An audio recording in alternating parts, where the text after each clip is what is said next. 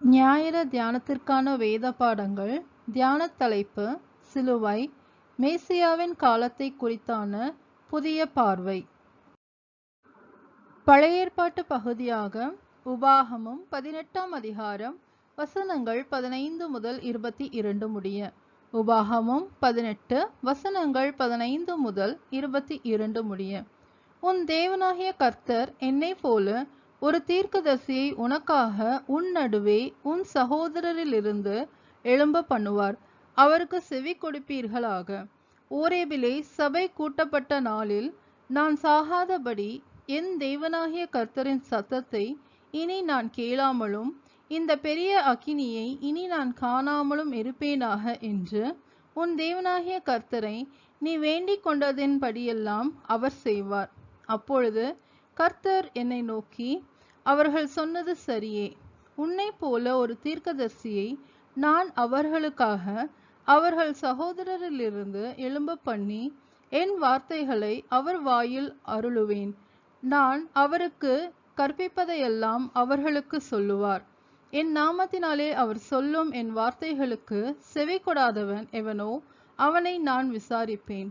சொல்லும்படி நான் கட்டளையிடாத வார்த்தையை என் நாமத்தினாலே சொல்ல துணியும் தீர்க்கதரிசியும் வேறே தேவர்களின் நாமத்தினாலே பேசும் தீர்க்கதரிசியும் சாகக்கடவன். கர்த்தர் சொல்லாத வார்த்தை இன்னதென்று நான் எப்படி அறிவேன் என்று நீ உன் இருதயத்தில் சொல்வாயாகில், ஒரு தீர்க்கதரிசி கர்த்தரின் நாமத்தினாலே சொல்லும் காரியம் நடவாமலும் நிறைவேறாமலும் போனால் அது கர்த்தர் சொல்லாத வார்த்தை. அந்த தீர்க்கதரிசி அதை துணிகரத்தினால் சொன்னான். அவனுக்கு நீ பயப்பட வேண்டாம் என்பதே. தேவனுக்கே மகிமை உண்டாவதாக. நிருப பாடமாக அப்போஸ்தலனாகிய பவுல் கொரிந்தியருக்கு எழுதின 2ஆம் நிருபம் 1ஆம் அதிகாரம் வசனங்கள் 3 முதல் 11 முடிய. 2 கொரிந்தியர் 1 வசனங்கள் 3 முதல் 11 முடிய.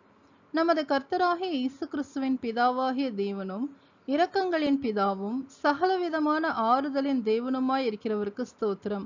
தேவனால் எங்களுக்கு அருளப்படுகிற ஆறுதலினாலே எந்த உபத்திரவத்தினாகிலும் அகப்படுகிறவர்களுக்கு நாங்கள் ஆறுதல் செய்ய திராணியுள்ளவர்களாகும்படி எங்களுக்கு வரும் சகல உபத்திரவங்களிலேயும் அவரே எங்களுக்கு ஆறுதல் செய்கிறவர். எப்படியெனில், கிறிஸ்துவினுடைய பாடுகள் எங்களிடத்தில் பெருகுகிறது போல கிறிஸ்துவினாலே எங்களுக்கு ஆறுதலும் பெருகுகிறது. ஆதலால் நாங்கள் உபத்திரவப்பட்டாலும் அது உங்கள் ஆறுதலுக்கும் இரட்சிப்புக்கும் ஏதுவாகும். நாங்கள் ஆறுதல் அடைந்தாலும் அதுவும் உங்கள் ஆறுதலுக்கும் இரட்சிப்புக்கும் ஏதுவாகும். நாங்கள் பாடுபடுகிறது போல நீங்களும் பாடுபட்டு சகிக்கிறதினாலே அந்த இரட்சிப்பு பலன் செய்கிறது. நீங்கள் எங்களோடே கூட பாடுபடுகிறது போல எங்களோடே கூட ஆறுதலும் அடைகிறீர்கள் என்று நாங்கள் அறிந்து உங்களை குறித்து உறுதியான நம்பிக்கையுள்ளவர்களாய் இருக்கிறோம். ஆகையால் சகோதரரே, ஆசியாவில் எங்களுக்கு நேரிட்ட உபத்திரவத்தை நீங்கள் அறியாதிருக்க எங்களுக்கு மனதில்லை.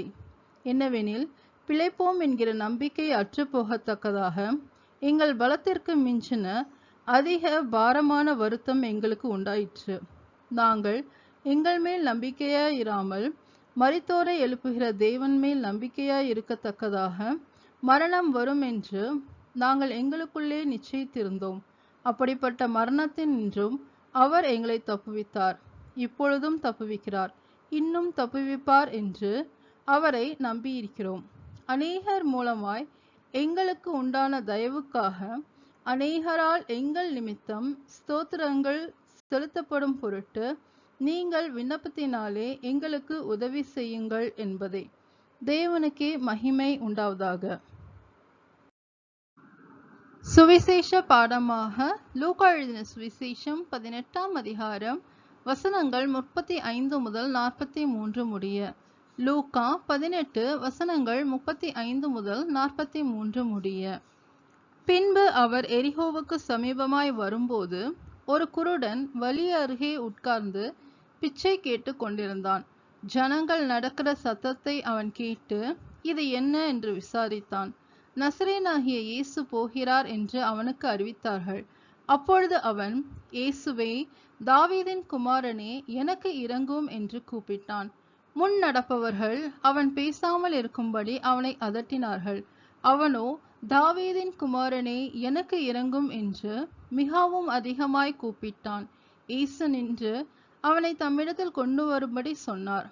அவன் கிட்ட வந்தபோது அவர் அவனை நோக்கி, நான் உனக்கு என்ன செய்ய வேண்டும் என்றிருக்கிறாய் என்று கேட்டார்.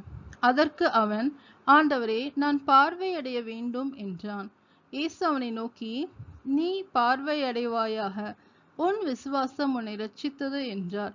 உடனே அவன் பார்வையடைந்து தேவனை மகிமைப்படுத்திக் கொண்டே அவருக்கு பின் சென்றான்.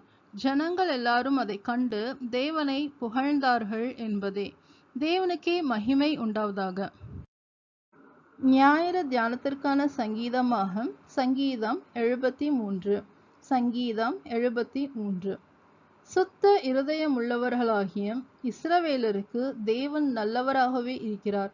ஆனாலும் என் கால்கள் தள்ளாடுதலுக்கும் என் அடிகள் சறுக்குதலுக்கும் சற்றே தப்பிற்று. துன்மார்க்கரின் வாழ்வை நான் காண்கையில் வீண்புக்காரராகிய அவர்கள் மேல் பொறாமை கொண்டேன். மரண பரியந்தம் அவர்களுக்கு இடுக்கண்கள் இல்லை. அவர்களுடைய பலன் உறுதியாய் இருக்கிறது. நரற்படும் வருத்தத்தில் அகப்படார்கள். மனுஷர் அடையும் உபாதையை அடையார்கள். ஆகையால் பெருமை சிறப்பணியைப் போல அவர்களை சுற்றி கொள்ளும். கொடுமை ஆடையைப் போல் அவர்களை மூடிக்கொள்ளும். அவர்கள் கண்கள் கொழுப்பினால் எடுப்பாய் பார்க்கிறது. அவர்கள் இருதயம் விரும்புவதிலும் அதிகமாய் நடந்தேறுகிறது. அவர்கள் சீர்கெட்டு போய் அகந்தையாய் கொடுமை பேசுகிறார்கள். இருமாப்பாய் பேசுகிறார்கள். தங்கள் வாய் வான மட்டும் எட்ட பேசுகிறார்கள். அவர்கள் நாவு பூமி எங்கும் உலாவுகிறது. ஆகையால் அவருடைய ஜனங்கள் இந்த வழியாகவே திரும்புகிறார்கள். தண்ணீர்கள் அவர்களுக்கு பரிபூர்ணமாய் சுரந்து வரும். தேவனுக்கு அது எப்படி தெரியும்? உன்னதமானவருக்கு அதை பற்றி அறிவு உண்டோ என்று சொல்கிறார்கள். இதோ, இவர்கள் துன்மார்க்கர். இவர்கள் என்றும் சுகஜீவிகளாயிருந்து ஆஸ்தியை பெருக பண்ணுகிறார்கள். நான் விருதாகவே என் இருதயத்தை சுத்தம் பண்ணி குற்றமில்லாமையிலே என் கைகளை கழுவினேன். நாள்தோறும் நான் வாதிக்கப்பட்டும் காலைதோறும் தண்டிக்கப்பட்டும் இருக்கிறேன். இவ்விதமாய் பேசுவேன் என்று நான் சொன்னேனானால், இதோ, உம்முடைய பிள்ளைகளின் சந்ததிக்கு துரோகியாவேன். இதை அறியும்படிக்கு யோசித்து பார்த்தேன். நான் தேவனுடைய பரிசுத்த ஸ்தலத்துக்குள் பிரவேசித்து அவர்கள் முடிவை கவனித்து உணரும் அளவும் அது என் பார்வைக்கு விசனமாயிருந்தது. நிச்சயமாகவே நீர் அவர்களை சறுக்கலான இடங்களில் நிறுத்தி பாழான இடங்களில் விழ பண்ணுகிறீர். அவர்கள் ஒரு நிமிஷத்தில் எவ்வளவு பாழாய் போகிறார்கள்.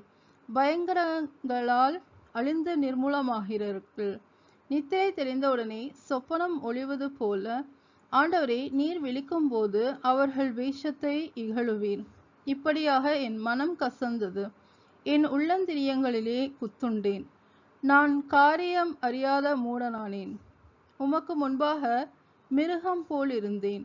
ஆனாலும் நான் எப்போதும் உம்மோடு இருக்கிறேன். என் வலது கையை பிடித்து தாங்குகிறீர். உம்முடைய ஆலோசனையின்படி நீர் என்னை நடத்தி முடிவிலே என்னை மகிமையில் ஏற்றுக்கொள்ளுவீர். பரலோகத்தில் உம்மை அல்லாமல் எனக்கு யார் உண்டு? பூலோகத்தில் உம்மை தவிர எனக்கு வேறே விருப்பமில்லை. என் மாம்சமும் என் இருதயமும் மாண்டு போகிறது. தேவன் என்றென்றைக்கும் என் இருதயத்தின் கன்மலையும் என் பங்குமாயிருக்கிறார். இதோ, உம்மை விட்டு தூரமாய் போகிறவர்கள் நாசம் அடைவார்கள். உம்மை விட்டு சோரம் போகிற அனைவரும் சங்கரிப்பீர். எனக்கோ தேவனை அண்டிக் கொண்டிருப்பதே நலம்.